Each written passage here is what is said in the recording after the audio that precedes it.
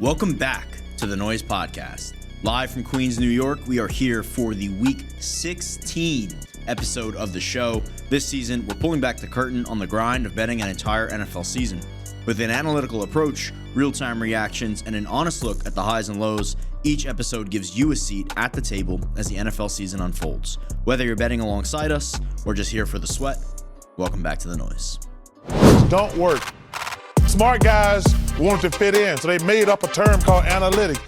The analytics don't mean anything in football. Take those numbers and you can make them say whatever you want. The numbers, basically. What do they mean? The numbers, basically. What do they mean? Week 16, guys. We are coming into the end of the NFL season. Quick couple thank yous before we get into today's show. First and foremost, thank you to everybody who made it out to our watch-along party on last night on Thursday Night Football. So appreciate everybody for showing up to that. And again, thanks to our guy Sam Foley, founder of No Huddle, for coming on the show last week. I highly recommend that you guys check out last week's show as well. I know the picks have expired, and there'll be plenty of new picks for you guys to see on this week's episode. But if you want to get some insight into kind of the sports investing world and sports tech and talking a little bit about, how a real life entrepreneur, kind of navigates this real life world as well as our sports world that we always talk about. So again, shout out to Sam and hope you guys were able to catch that episode. So moving into week 16, right, we are coming down near the end. I'm unfortunately recording this before I have the outcome of the Rams and Seahawks game. So, the potential number one seed in the NFC is going to be determined by that matchup.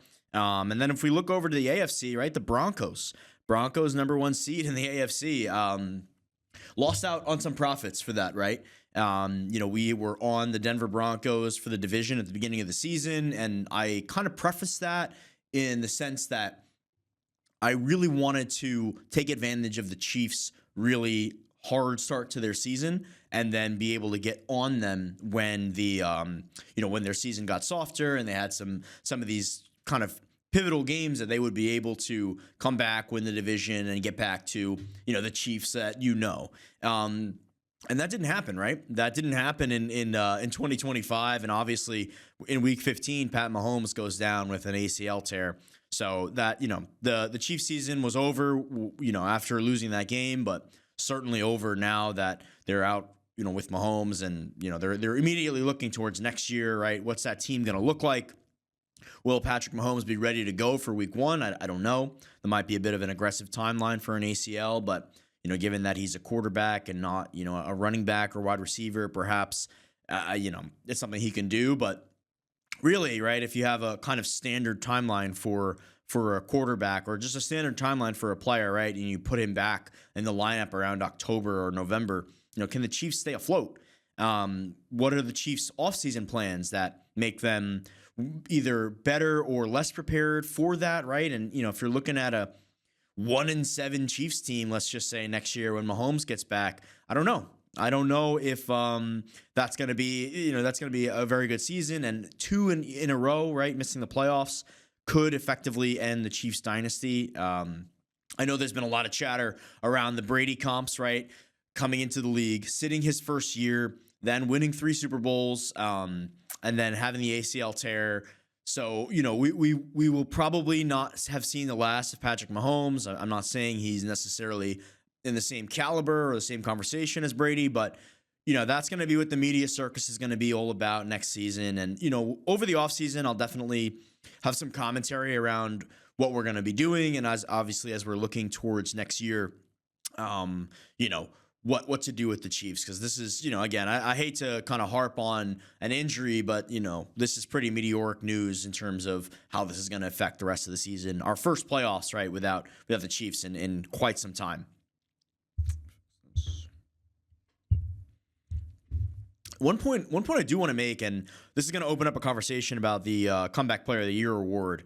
When the 2026 to 27 season gets kicked off and they release those numbers, I mean, whatever Patrick Mahomes is, if it's under like minus 500, I think it's going to be a must bet. I don't know what number they could give me that would make me not say Patrick Mahomes is value because he'll be a likely 99% chance to win. We'll see how the offseason plays out in terms of maybe Andy Reid retires or Travis Kelce moves, retires and goes off in the sunset with Taylor Swift. I don't know. Those things could happen. But, if we have any sort of competitive roster with the Chiefs and Mahomes comes back and, leads a playoff push or, potentially just gets that season going for them. I mean, you have an absolute lock, and that's a word I never use for comeback player of the year. So in that light, right, we're going to talk about this year a little bit. And I, as I say on the show, right, and I'm the analytical guy, I look for numbers. I'm not really concerned with media chatter or, what Stephen A. Smith has to say about a game. But the NFL Comeback Player of the Year of the award, it's a weird in between, right, where yeah, it's betting, and we're talking about sports betting, and not all of sports betting can be quantified because you have awards like this where you have voters and who those voters are and what decisions they make. That we can save that for another conversation, maybe over the offseason. But long story short, right, it's very difficult to get ahead of this market because of things that kind of change and the evolving marketplace and all that stuff. Right now, you're seeing Christian McCaffrey at around that minus 230, minus 250 high mark in the market. Trevor Lawrence, Dak Prescott, kind of the other two that are in the running, right? And this award is really designed for a player coming off of injury, especially significant injury, right? We've had some other cases where some guys have made some, really impressive feats or something. But this award is designed for a player coming off an injury. So, we talked about this earlier in the season with Daniel Jones. Unfortunately, right, that's going to be dead just given, the leg injury to Daniel Jones, the Achilles. Lost bet there. But what I'm saying is Trevor Lawrence and Dak Prescott and McCaffrey, even though it's McCaffrey's to lose at this point, these are kind of the names that you're expecting to be in the running. When I look at this board and I see Phillip Rivers at plus 500, I mean, what are we doing? Did anyone watch that game? I mean, he was terrible, right? He threw for 100 yards odd. Most of his passes, he really just didn't look like an NFL quarterback. Now, don't get me wrong. The fact that Phillip Rivers can read an NFL defense and he was a better option than any of the backups around the league, that tells you a lot about the status of NFL quarterbacking right now. But Phillip Rivers did not look good at all. And they're going to lose that game. They have a very, very difficult schedule the next 3 weeks. They are more than likely to get out of the playoffs, right? They're obviously on the outside looking in now, but they've been leading the AFC South for almost the balance of the year. So for us to sit here and say, Phillip Rivers, yeah, he retired and he's been, living his life with 18 children. This is a great story. Don't get me wrong. I'm happy for him that he's getting this cool opportunity. It must be really cool for his family. But I mean, at plus 500 to win this award over guys like Trevor Lawrence and Dak Prescott, even over Aiden Hutchinson, we got to be joking, right? This is ridiculous. So I might be putting out some propaganda right now about there's no way anyone can support a Phillip Rivers case, and I hope this gets some traction because there's no way that we can give him this award. That would kind of just blow up the how we look at awards like this, right? They didn't give Damar Hamlin, who died on the field, the award, but they're going to give it to Rivers coming off the couch. I don't know. I don't know about that. So getting into some of the picks for Week 16. I just want to preface as well. I got a couple ugly ones. We kind of talk about this as far as, trap games or something like that, right? Where things look too good to be true. And I kind of did a whole rant, so I'll save you that on why that doesn't really exist. And that being said, I think we're getting to the point in the season, right? You have a ton of divisional matchups. You have a ton of seeding matchups, right? Where, we kind of know who the playoff teams are at this point, right? I don't think we're going to get, some dark horse, like Miami getting eliminated, right? We're not going to get some dark horse comeback. Cincinnati's not going to be able to do anything. So kind of know who's in the playoffs. It's just where do they land. And the one game that we do have a kind of in or out situation is the Bucks and Panthers. Panthers had a golden opportunity to take the lead in this division, playing the Saints after the Buccaneers got embarrassed by the Atlanta Falcons, where Todd Bowles looked like he wanted to, rip his team apart. Baker Mayfield said that loss is on him. Whatever aside, they couldn't guard Kyle Pitts. If you had Kyle Pitts in fantasy and he scored 3 touchdowns, congratulations. I hope you're one of the people that have drafted him every single year, hoping that this was the year. If you were not a Kyle Pitts truther, I have to say you really don't deserve this one. But all jokes aside, good luck to everybody in their fantasy playoffs right now.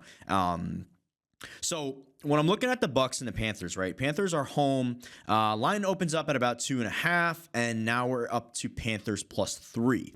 And I have to say, I'm in on the Panthers. I've had a hard time with this team, right? I've had a hard time trying to justify why they're good, why they're not. They're really ending up to be kind of middle of the pack. And I guess, this is why we talk about this and we let it evolve over time where, they might end up being a somewhat average team. I still think, right, they have the benefit of the NFC South, not playing a particularly difficult schedule.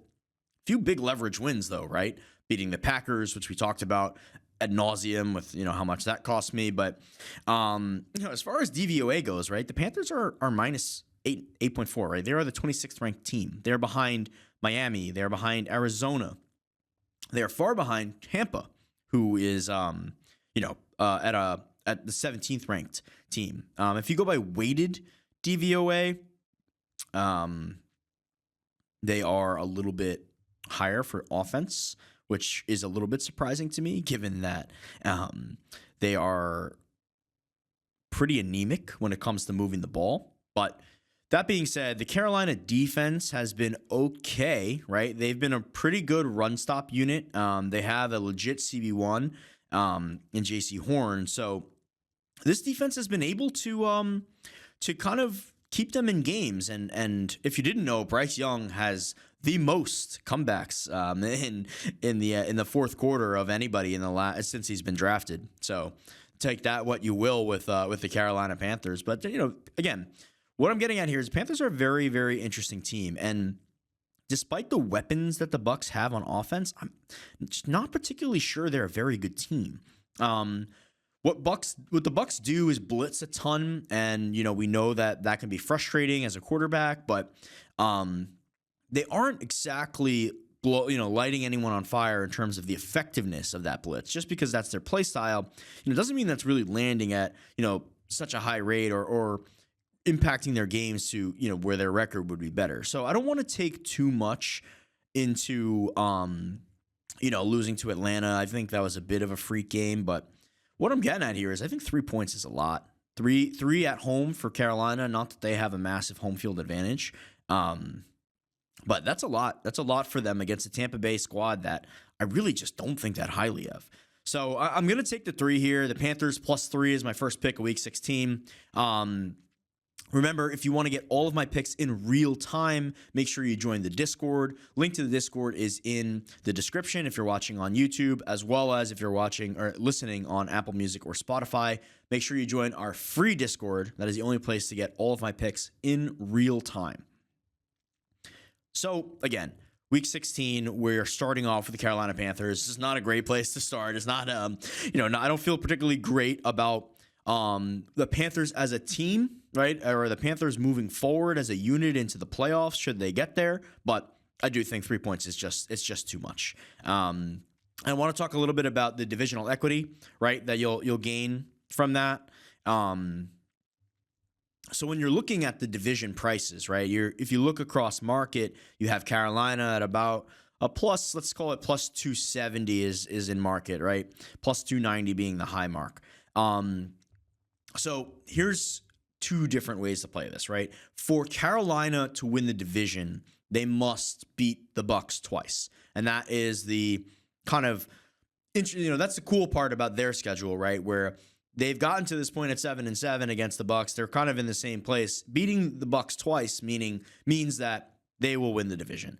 They have that Week 17 matchup against the Seahawks that's sandwiched in. I think the Seahawks are still going to be vying for their playoff seeding, so I would certainly think that that's a game that Carolina will find themselves as a decent-sized underdog, whether or not they win this week. So that Week 18 matchup is more than likely to matter for this team. So, when I'm looking at this, right, and I'm seeing plus 290 in market, if you're in a place or, you have the ability to create an open parlay, I think this is a good spot, right? Because if you are Carolina and you're hosting the Bucs this week, you're plus 3, meaning you're about a plus 130 on the money line in market right now. I'm going to double check that really quick for you guys. Yep. So you're about a plus 130. You got some better prices in market if you look around, but that's at home, right? So let's go into Week 18. You flip it, right? Now Tampa Bay is going to get a little bit extra money, but since Carolina had just beat them, perhaps there's a little bit of market adjustment there. Carolina might get beat bad by Seattle. So I'm just going to estimate, right, that Carolina finds themselves at plus 3 again in Tampa should they win this game. So you have now 2 plus 130s. Obviously, if Tampa comes out if Carolina comes out and beats Seattle, this kind of changes the calculus here. But if you are Carolina and you have plus 130 in Week 16, you have somewhere around plus 130 in Week 18.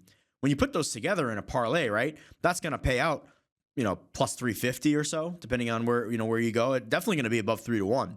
So if you have the ability to create an open parlay, that's what you want to do here. You open it this week with Carolina, and then you close it in 2 weeks when you have Tampa Bay. If you can't do that, you're only betting on rec books, right? I think you can do the rollover strategy, right? You bet $100 on the Panthers this week. You return $230 after you win, including your original stake. You bet $230 now again at plus 130 in Week 18. That's still going to pay you out higher than that divisional price.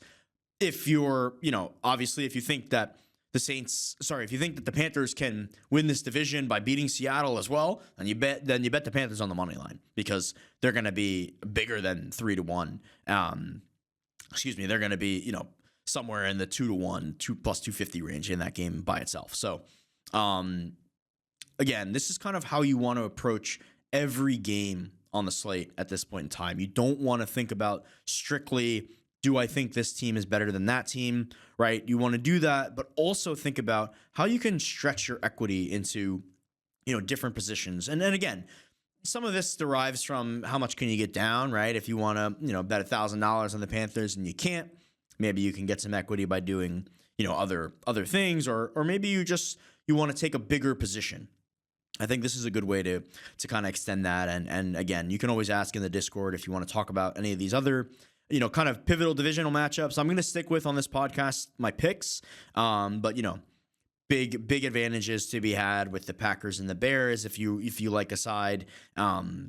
And in terms of some of that seeding stuff, we can always discuss that in the Discord. So make sure you guys jump in there. All right, so moving away a little bit from games that matter into games that don't. Although every game kind of matters when you're talking about either playoff seeding or draft seeding. We're going to talk a bit about the Vikings and the Giants. So the Vikings are at -3 right now, a flat -3, and I cannot come around to that pricing.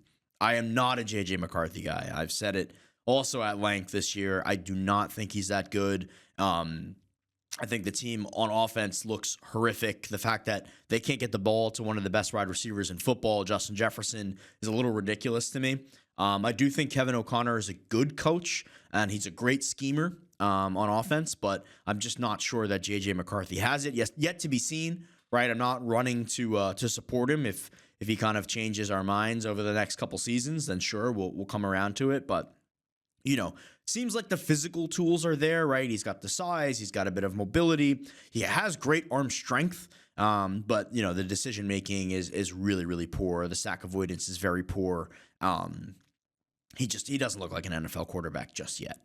So that being said, I just don't understand how they can only be -3 against the Giants. The Giants, who were about 2.5-point favorites against the Commanders with Marcus Mariota, who who they lost that game straight up, right? And Jackson Dart trying to stay healthy. His best ability is scrambling, getting out of the pocket, making things happen with his legs. But the Giants need to be particularly careful with him because, he kind of has a hit on his back, right? He loves to go out there and mash with a linebacker and try to pick up extra yards. And, I guess you love that from a football guy, but, from a longevity perspective, man, like it's only a matter of time before he got hurt. And now it's only a matter of time before he gets hurt again. And you can see a bit of hesitation with him, which, you like and you don't like, right? Because you can tell that he's working on it, right? He has scrambled a little bit less, but he's certainly put himself in less danger than he was earlier on in the season when the Giants offense was a lot healthier. So I don't want to go as far as to say Jackson Dart isn't, better than JJ McCarthy or that, he isn't a better prospect, but he's certainly not playing to his best ability because he can't. And he needs to be able to work on the other parts of his game without putting his head and, his other body parts in danger. So that being said, right, the Giants are also currently, although tied for the worst record in football, they hold the number 1 draft pick. There's a Giants and Raiders matchup. I think next week that'll be really the shit bowl for who's going to be able to get the number 1 pick and who's worse. I think directionally as a franchise, it's kind of hard to pick. I would go with the Raiders right now just because their coaching decision was really, really bad with Pete Carroll. I know he's a nice guy. Looks great for 70-something years old. Good for you, Pete Carroll. But other than that, right, he's not able to coach at the NFL level. The roster construction is poor. Geno Smith can't play football anymore, apparently. They already fired Chip Kelly, but that was a hire of, doesn't make me feel like they know what's going on. So, again, Raiders aside, right? We're looking at the Vikings this week. I just think that the Vikings are a team that's still trying to win. They're still trying. The defense is still playing. Brian Flores, we talk about as a great schemer. They are going to blitz a ton, which maybe forces Jackson Dart out of the pocket. I'm curious how they're going to treat that, but I just think the coverage is too good. They really don't have the separators that you would like. I mean, Slayton's a favorite target of Dart, but really haven't been able to connect at a high rate on some of these down the field passes, right? Wan'Dale Robinson out of the slot can kind of chip you away, but also just, they have some weapons, the Giants, but I really think that they lack elite separators. They lack an elite level that is needed to beat a Brian Flores defense, which as a rookie quarterback is difficult to go up against for the first time with how he kind of schemes his defense as well as he disguises his coverages. I think it's a tough matchup. So, when you have that hand in hand with, the Giants might start to look like they're in a bit of quit mode, knowing that the organization is probably pushing them to get that number 1 seed. And the Vikings have an opportunity to kind of come out of the season at 500. They're not really a team that, is competitive at all for playoffs, right? But this is a team that, although I thought was going to hang it up a couple weeks ago, is not. The defense is still playing, and J.J. McCarthy is out there to develop, and they're not going to pull any of their wide receiver talent, which is far, far better than the Giants. I don't see why this isn't like a -4 or so. So at 3, right? I would bet it at a flat 3. I would certainly bet it. If you end up getting any Giants money, I would add to it. There's no world that I think the Giants should be just a 3-point underdog. MetLife, again, a zero home field advantage. So to me, I don't think this is a game where I can pass this up, despite kind of playing for nothing here. So I have a couple other picks that I'll quickly drop on, but what I do want to give out first and jump ahead to Sunday Night Football, we have a huge matchup, right? New England Patriots gunning for that number 1 seed after they lost to the Buffalo Bills. Bills, right? Great comeback. Perhaps Drake May lost the MVP by allowing that to happen. The defense was exposed a little bit against, the Bills offense, which we've been waiting to see almost all season. The Bills defense, we can see can be got, right? And the Patriots offense is certainly led by Drake May, very, very healthy. So what I'm looking at here is a team in the Ravens that I've been waiting for them to be good all year, and they're just not. I know the defense had a great game against Joe Burrow, but this stat was blown up, but Lamar Jackson completed 8 passes. That's a little bit concerning. I know that the game plan against the Bengals was going to be run the ball, run it down their throats, and make sure that Joe Burrow doesn't get the ball, but that wasn't really the case. Ravens obviously benefiting from a pick six, which is a really, really cool play where, a linebacker giving it up to the cornerback who was actually able to run down the field.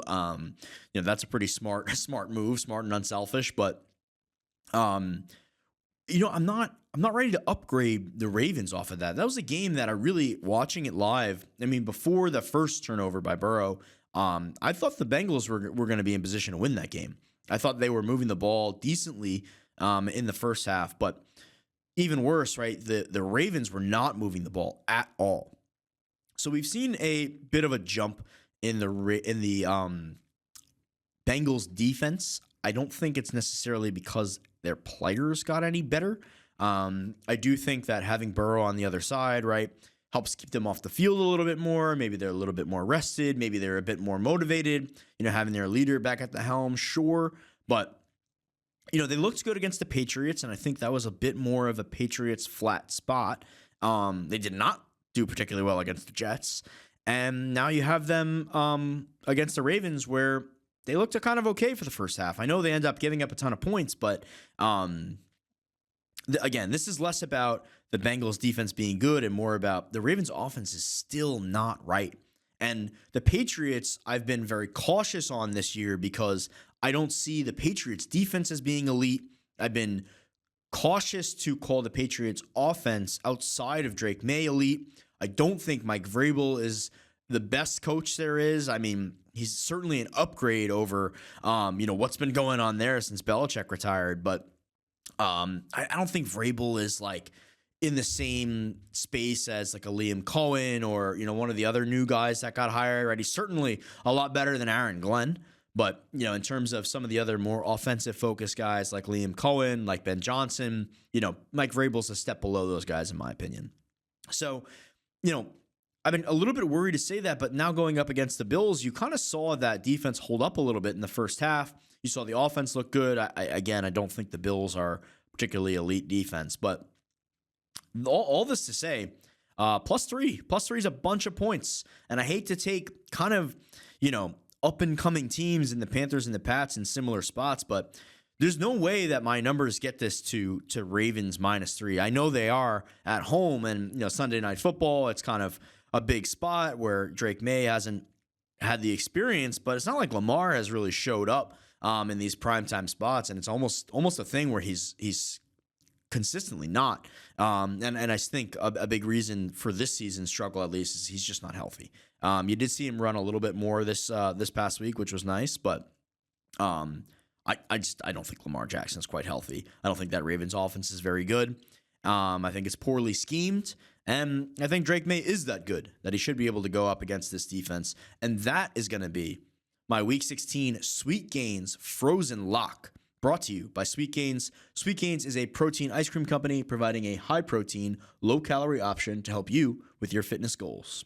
And don't look now, but I'm on a 2-game win streak with my Frozen Lock. Got a lot of flack from the guys about how that streak has been going for most of the year. And again, I talk about this, I feel like almost every week. It's been quite an excellent season.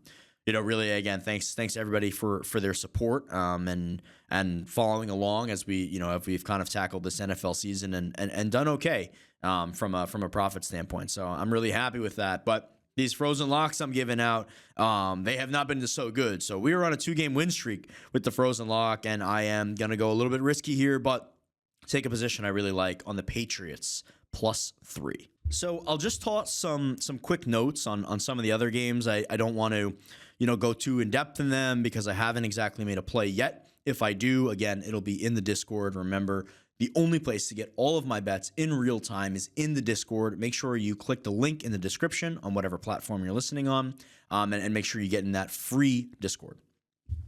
So, couple notes, right? Chargers at Cowboys. I disagree with the market move it towards the Cowboys, right? You saw this open -1 or so. kind of pushed out to -2.5. The Cowboys are essentially out of it. I know they're not really going to stop trying. Dak is having an excellent season, and before that Vikings game, really, I've been impressed by him. So that being said, right, Chargers gunning for seeding in the playoffs. They are not technically out of it for the division, I don't think, but would have to win out, and the Broncos would have to lose out, I believe. So this is a game that's much more important for the Chargers than the Cowboys.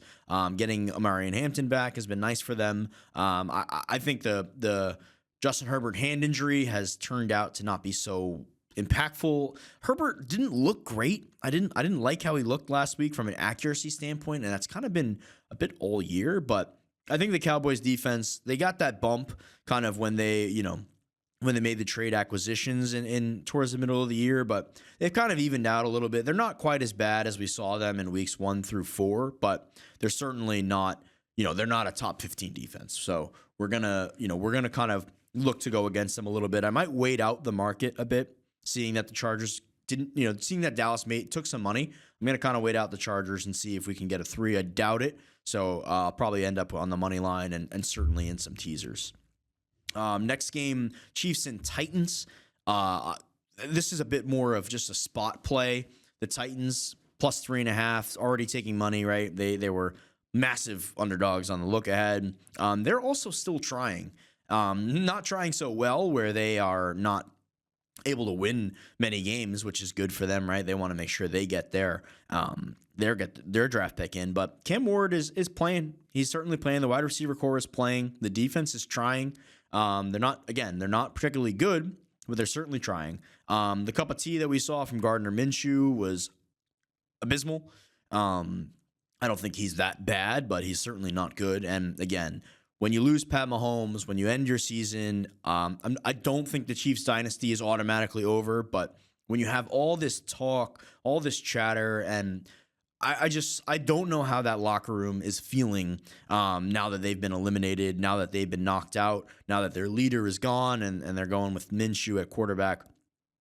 I'm not saying that the Titans plus 3.5 is necessarily valuable, but I think it's going to be really, really, really hard to quantify both the drop-off from Pat Mahomes to Minshew, because at this point Minshew was really, really bad, and we're not sure if he is quite that bad, but also the drop-off in the emotional ability, right? The drop-off in the team's ability to stay on the field and go up against a team who is scrappy at the moment and has been scoring points. So a total at 37.5 and 3.5 point favorites for the Chiefs on the road, who are 1-5 on the road, by the way. I got to lean Titans here. I think plus 3.5 is fine. Plus 3 is probably fine. I'll more than likely end up playing some money line, and I tend to do a couple like underdog money line parlays, but this is not a game that I think the Chiefs are going to get up for at all. They might just be able to win because the Titans are that bad, but I have a really hard time seeing them, act competitive in this one. So, and then last game I'll touch on the Jaguars and Broncos. I don't have a pick here, but this is a huge game for the number 1 seed in the AFC, right? Where if you have a scenario where the Broncos lose to the Jaguars and the Patriots also lose as underdogs to the Ravens, Jaguars are slowly going to creep into the conversation as the favorite for the number 1 seed because they have a much softer end to the schedule than the Broncos do. So really interesting matchup here. Jaguars are -3 on the road against the Broncos. I guess that's fair. I've talked a lot about, we've been on Jaguars futures. I've cashed my entire ladder at this point. I went up to 10 wins. I think 9.5 was plus 350 or so. So I'm happy with that. Where we are. The last bet I would have is Jaguars division at something like 3-1. So hoping to cash that. I still don't think the Jaguars are particularly good. I'm having a hard time understanding them. The offense has been great since the bye, but they also really haven't played anybody. They did carve up the Texans defense, but that was with Davis Mills, and then they end up losing that game to a Davis Mills comeback. So I think going to Denver is really tough. Tough for this Jaguars team that I'm just not quite sold on. I am sold on the Broncos other than Bo Nix, which, being being that he's a starting quarterback is probably pretty concerning, but that defense is all worldly. Sean Payton is scheming up really, really well for them to be able to hide Bo Nix's weaknesses and play up to his strength. So I lean Denver just because I think it's a tough situation for the Jaguars to go into Denver, but I'm not going to make a play here necessarily unless, we see some market movement. 3 is probably the safe number and the right number for this, but just take a look at, what this means for the AFC Championship and what that means for Broncos Super Bowl numbers. Winning this game effectively wins them the 1 seed, and the playoffs going through Denver and Denver getting the 1 seed and getting a bye, that's a difficult proposition. You're going to get, quite a few teams going into Mile High having, some more stress on their bodies than the Broncos do, having rested. Sean Payton's a coach that has been to and won the Super Bowl before. I don't know. I'd be very, very interested in what those Broncos numbers look like should they win this game. And should they lose it, they're still live for the number 1 seed, but if we have the Jacksonville Jaguars as the number 1 seed, I'm very, very interested to see. I think this is what we've talked about the last couple of weeks, with just how much parity there is in the NFL right now. Good teams are not in the playoffs, right? The Chiefs, potentially the Ravens, and bad teams are gunning for playoff spots. The Bucs, the Panthers, maybe even the Jaguars. So, long story short, right? This is going to be an interesting playoffs because we're going to get much tighter spreads. We're going to get a lot more teams that we just haven't seen make runs in a couple years. And again, this is setting up beautifully for this to be finally Josh Allen and the Bills' opportunity to win a Super Bowl in the Josh Allen era. Yet the roster's not so good. So I'm really interested to see how the playoffs shake out, and we'll be live. We'll be talking through it. There will not be an episode of the Noise Podcast next week. It is Christmas, so I hope you guys enjoy Christmas with your families. Again, all the bets and picks will be in the Discord, so you won't miss a thing. But that is going to do it for the Week 16 episode of the Noise Podcast. If you're watching on YouTube, thank you. Make sure to like and subscribe. Leave a comment below as well. I'm hoping to be, engaging with you guys in the comments. If you're listening on Apple Music or Spotify, make sure you like, rate, and subscribe there as well. Thank you guys for listening, and that's going to do it. This is your host, Max Gilson. Godspeed.